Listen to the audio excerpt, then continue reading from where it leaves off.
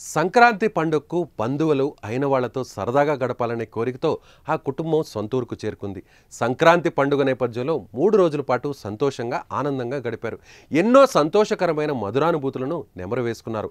అదే సంతోషంతో అయిన వారి అనుబంధాలను గుండెల్లో పెట్టుకొని ప్రస్తుతం నివాసం ఉంటున్న ఇంటికి వస్తున్న నేపథ్యంలో మృత్యువు వారిని కబలించింది. అతి వేగంగా వచ్చిన లారీ ఢీకొట్టిన ఘటనలో తండ్రి కొడుకు మృతి చెందగా భార్య మరో కొడుకు గాయాలపాలయ్యారు.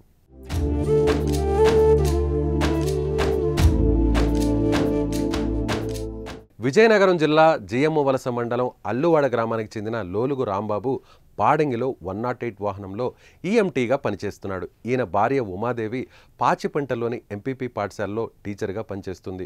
వీరికి మోక్ష శ్రీహాన్, సూర్య శ్రీహాన్ అని 2 పిల్లలు ఉన్నారు. ఉద్యోగానికి వెళ్లేందుకు వీలుగా ఉంటుందని రామభద్రాపురంలో కుటుంబంతో ఉంటున్నారు. ఇక 3 రోజుల కిందట సంక్రాంతి సెలవులు కావడంతో పిల్లలతో కలిసి ముందుగా ఉమాదేవి అల్లువాడలోని అత్తవారింటికి వెళ్ళింది. తర్వాత రాంబాబు కూడా సంక్రాంతికి అల్లువాడ వెళ్లి సరదాగా పండుగ జరుపుకున్నారు. అనంతరం 2 పిల్లలు భార్యతో కలిసి రాంబాబు ప్రస్తుతం నివాసం ఉంటున్న రామభద్రాపురానికి తిరుగు పయనమయ్యాడు. పార్వతీపురం మండలం నర్సీపురం వచ్చేసరికి వెనక నుంచి వచ్చిన లారీ వీరి బైకును ఢీకొంది. ఈ ప్రమాదంలో ఘటనా స్థలంలోనే రాంబాబు కుమారుడు మోక్ష శ్రీహాన్ మృతి చెందగా భార్య ఉమాదేవి మరో కుమారుడు సూర్య శ్రీహాన్ స్వల్పంగా గాయపడ్డారు.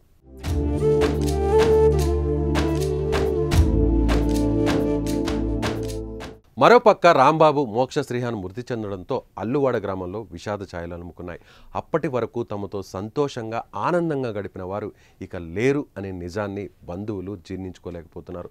సంక్రాంతి పండుగ సందడే ఇంకా తీరలేదని, ఇంతలోనే ఎంతో ఘోరం జరిగిపోయిందంటూ విలపిస్తున్న తీరు చూపరులను కంటతడి పెట్టించింది. 5 ఏళ్లకే చిన్నారికి నిండు నూరేళ్లు నిండిపోయాయంటూ రోధించిన తీరు కలిచివేస్తోంది. ఓ పక్క భర్త కుమారుడు మృతి చెంది మరో పక్క తీవ్ర గాయాలతో ఉన్న కుమారుని చూసి ఉమాదేవి పడుతున్న బాధ వర్ణనాతీతం.